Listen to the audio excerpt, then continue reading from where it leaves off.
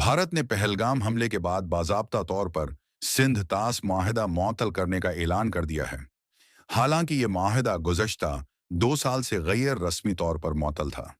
इस साल फरवरी में पाकिस्तानी वजीर आबी वसाइल मुसद्दिक मलिक ने कौमी असम्बली में इंकशाफ किया था कि भारत और पाकिस्तान के दरमियान 2 बरसों से न तो हाइड्रोलॉजिकल डेटा का तबादला हुआ और न ही कमिश्नरों की लाजमी मीटिंग्स। मुसद्दिक मलिक के मुताबिक भारत ने 13 से जायद आबी मंसूबे शुरू किए हैं, जिनकी मालूमात पाकिस्तान से शेयर नहीं की गई।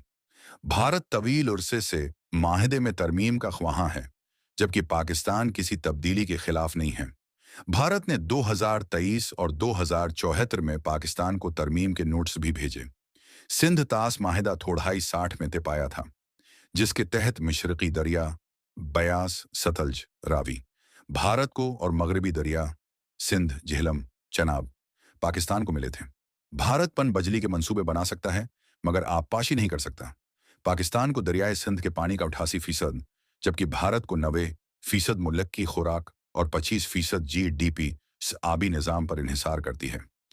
मगर माहौलियाती तब्दीली और आबादी में इजाफे के बायस 19 और 48% हिस्सा मिला।